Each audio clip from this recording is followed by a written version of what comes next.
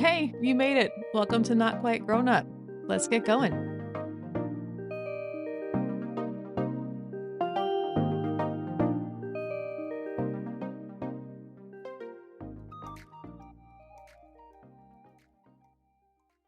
That was really where a lot of the fear for me came from, is like, now I have to really do something about this. I have to mama bear. I have to advocate for my child. And I'm really not good at confronting in that situation. Hey there, it's Julie. Welcome to Uncomfy. A lot of us are struggling right now with how to stay open to others when we seem to be living in different realities. I feel like I'm always walking on eggshells with people, but I don't want to give up on connection either. This is a podcast about staying with the moments we usually want to escape, the awkward ones, the tense ones, the ones that can actually teach us something. So let's get uncomfy. I'm shaking. I'm confused. I'm angry. My hands, I remember my hands just shaking and being so in utter disbelief. What are you talking about? This doesn't make any sense. And I just need more information. Friends, this is Caitlin Kindred. She is a former middle school teacher. She's a mom, and she's co-host of the podcast and a blog called How to Be a Grown-Up, a Humorous Guide for Moms. Caitlin, thanks for joining me today. I'm excited to hear your stories. Thank you for having me. I'm so excited to be here. Take us back to that moment then. What was happening? What were you learning that caused so much physical discomfort in that moment? I was on the other line with a parent friend from my son's kindergarten class. And what she said was, hey, my son is telling me that our child's teacher is really using her stern voice with your child, like all the time. And it sounds mean, and it's not getting better no matter what my particular child is saying, And that raised a red flag for that parent. And she called me to tell me what was going on, because if another kindergartner is picking up on that tone, it's probably not a good thing, right? What's happening for you in your mind then? You mentioned feeling angry, confused, your hands start shaking. What are you thinking might be going on, and what your path forward on this might be? I mean, a former teacher myself, I'm thinking there's got to be an explanation for why my child is getting the stern voice all the time, and I'm never my child would never parent, right? Because one, I've seen it all, and two, my child would and does. So I'm very aware of behaviors that are problematic, and I would never, deign to think that my child wouldn't. So I'm thinking, what is happening? What can I do to support the teacher? What can I do to advocate for my son? What do I need to do? Who do I need to get involved so that I can figure this out? Because at the time, it was February. We still had several months left of school, and I'm not okay with this treatment continuing, or at least not knowing what's going on for the remainder of the school year. So you moved right into problem solver mode, it sounds like. Oh yeah, as opposed to like, are you the kind of person who tends to you're willing to go straight into conflict, into situations where it feels like it might be a conflict? Or do you tend to be more of an avoider? How do you often approach those things? I am really good at conflict in the shower by myself. Right? I am so good at those arguments, and I win every time. But when it comes to actually having the conversation, it's that, people pleasing first daughter ADHD issue of like, I can't do this. It feels too scary. I don't want to have this conversation. And I think that was really where a lot of the fear for me came from, is like, now I have to really do something about this. This is not one of those situations where I can just let it pass. I have to mama bear. I have to advocate for my child. And I'm really not good at confronting in that situation. So I want to be better at it, and maybe someday, but right now it's just a very scary thing to tell someone, this is what I'm hearing, this is what I'm feeling, and we got to fix this now. So how did you go about that then? You felt like you needed to get in there and try to address this. Yeah. Again, former teacher, there are times when you immediately go directly to the teacher. There are times when you escalate, and there are times when you do both. And I did both. And I didn't escalate to the principal level. I escalated to the counselor level. I sent an email saying to all of us saying, this is what I'm hearing. This is what I'd like to understand. And my go-to line in that situation before the actual conflict is, can you help me understand? So that I'm not accusing. All I'm doing is fact finding. And then in that, I'm also saying, in order to make sure that this is as clear as possible and we can have an action plan for how to fix this, I'd love to set up a meeting with counselor, teacher, myself, and my husband. I never want to come in hot, with a teacher, especially. I would much rather come in and with the can you help me understand question. Just, I think it puts them more willing to, they're not as defensive. Let's put it that way, right? It takes that defensiveness away a little bit. So what were you able to figure out? We learned what the behaviors were, the consistency of the behaviors that were definitely putting her on edge and, wearing her patience thin. She wasn't wrong to be frustrated. She was wrong to take out the frustration over and over again, day after day. And we did have that conversation of, he needs to know you're on his side in order to really behave the way you want him to, because he's going to be defiant if he thinks he doesn't like you or you don't like him, excuse me.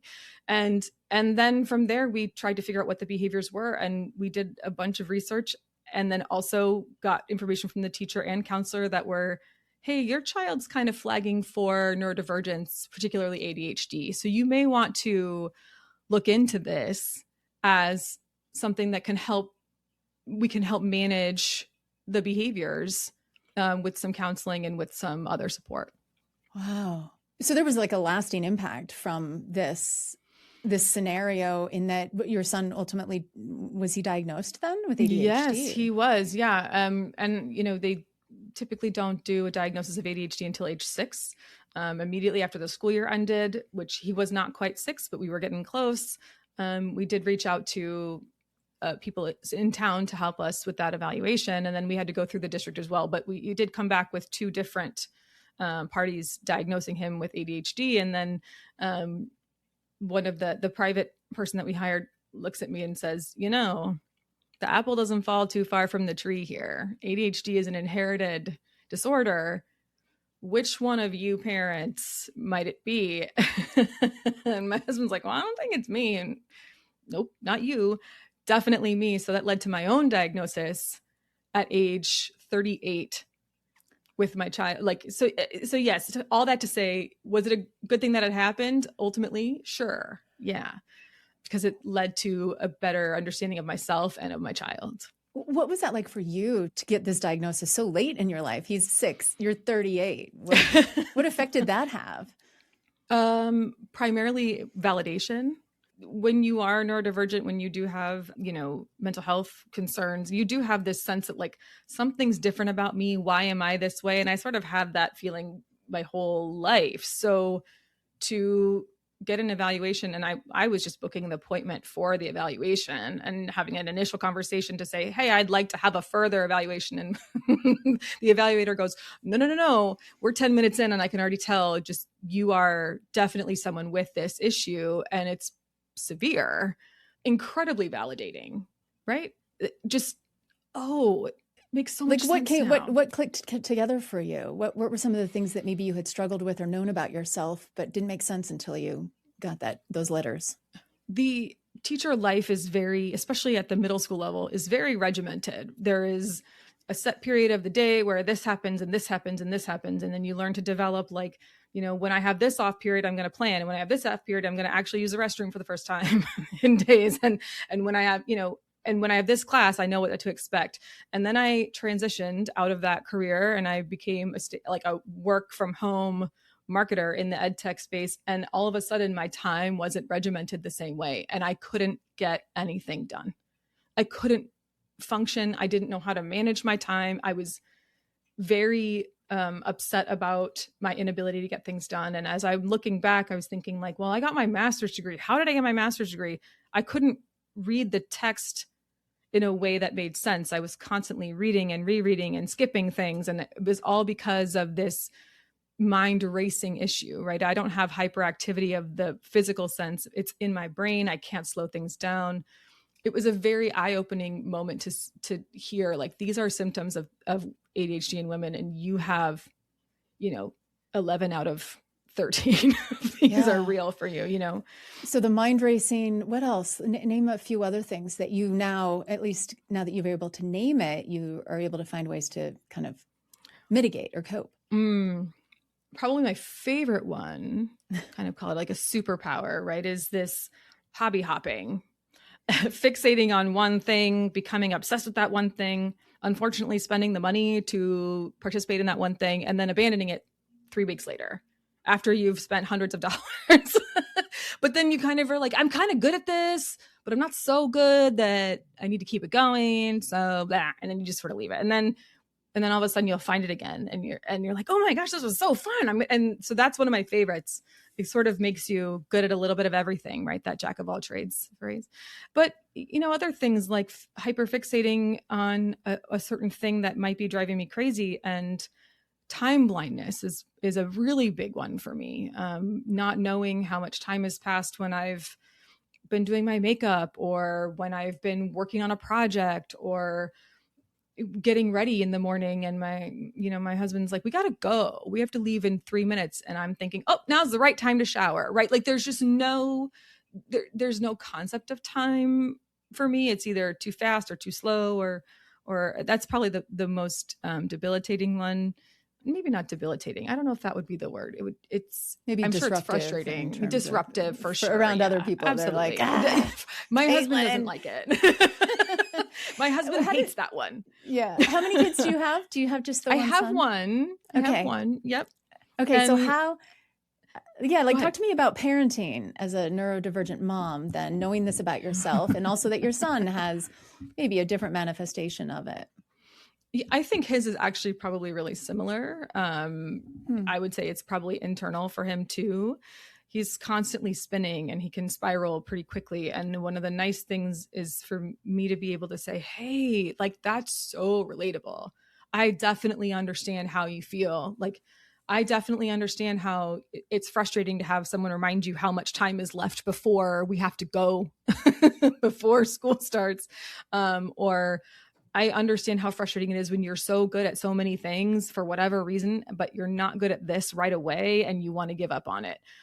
Any of those things, it's very nice to be able to look at him and say, this is not you. This is a part of you. This is your ADHD. You are not this. You are like, this is a behavior that's caused by this. And so, one, it's teaching him to advocate for himself. But two, he's not alone. He doesn't have to, look back and go, well, none of my parents understood, right? Because my mother is amazing and never, ever, ever would have guessed that this is me. She's like, you were so high functioning. You were so good at everything. You did so well in school, which is like hallmark characteristics of ADHD in girls, but just never knew that was what was going on in my head, because I didn't tell her, because I thought it was weird. Right. So now my son can go, Mom, this is what I'm thinking, or this is what's going on, and just be validated and be able to relate to someone he's close to. What is hard right now, do you think? I mean, you can't speak for all moms, but for the moms that you interact with, and the moms that you speak to on your podcast, like, what is particularly challenging for women with small children right now in America?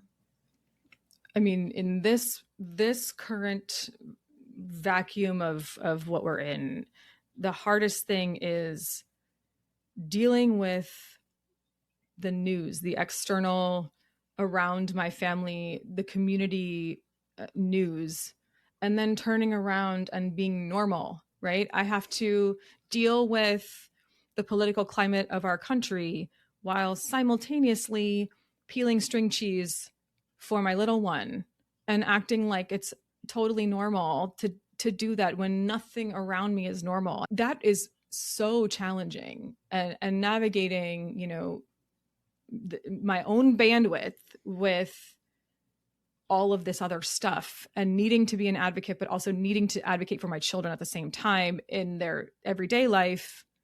That's a lot. It's a lot for moms to take on. So, that's probably the number one thing I'm hearing across channels. What's something that's helped you or worked for you in terms of, not retreating into your bubble or putting your head in the sand, tuning out, but also not allowing it to kind of derail your emotional and psychological capacity that you need to be there for your kid and your husband? Right. And I mean, I don't want to sit here and say that I'm really good at that all the time, right? Because that's not my case. And then part of the reason I do the podcast I do is that I need help. I am trying to learn how to be a grown-up. And so these are things that I want to learn more about so that I can navigate all the things that are going on in my life. But that said, I really do believe in setting boundaries around those things, setting times of day that you're going to look at that kind of content. This is my 15 minutes of news. I'm done. And then finding those little hobbies that bring you joy again, whatever they may be, if that's crocheting, if it's reading a book, but just making calendar time and booking it on the family calendar so that nobody else gets to bother you. Your partner doesn't get to say, well, this is the time that nope, this is my reading time. This is my crochet time, whatever. So that you can have that escape, that disassociation that you need to have, which is, self-care. Those hobbies are self-care. So find a way to do those again. And I also highly recommend, like, when you, for like a sensory experience, if you can get one of like some of those battery operated candles, put them in your bathroom and take a shower in the dark with just the candles on. That is my favorite thing to do to calm down when I'm completely overstimulated. It's a really big help. So love that trick. Caitlin Kindred is a mom. She's a former middle school teacher, and she's co-host of How to Be a Grown-Up, a humorous guide for moms, which you can find anywhere you get your podcasts. Caitlin, thanks for sharing your insights today. I appreciate it. It's been such a pleasure. Thank you so much for having me. Love this conversation. I'll come back anytime. And thank you for getting uncomfy with us today. Is there a moment when you leaned into the challenge, the discomfort, the conflict, if you're an avoider, and it actually led to something you're really glad for? I would love to hear that story. Email uncomfy@byu.edu or find us on social media to continue the conversation. We are at uncomfy.podcast on Instagram. Uncomfy is a BYU radio podcast. Samuel Benson produces it, and the team includes Hyobin Kim and Sam Payne. Our theme music was composed by Kelsey Ney. I'm Julie Rose. Can't wait to get uncomfy with you again next week. Julie here. Just one more thing before you go. If you're a mom or if you know a mom that could use a little backup, there's a new podcast from BYU Radio you'll want to hear about. It's called The Council of Moms, and it's all about the real, messy, beautiful moments of motherhood, from picky eaters and bedtime battles to the deeper stuff like anxiety and raising resilient kids. The show is honest, funny, full of heart. These are moms who get it, and they're showing up to support each other and support you. So if you're feeling a little overbooked and underappreciated, this might be just the boost you need. You can find Council of Moms on Apple Podcasts, Spotify, YouTube, or anywhere you listen. Hey, thanks for listening to Not Quite Grown Up. Head over to notquitegrownup.com to stay up to date with the show and join the community. Or you can follow me on Threads and Instagram at not_quite_grownup. And don't forget to rate, review, and subscribe for more Not Quite Grown Up stories. Love you. Mean it.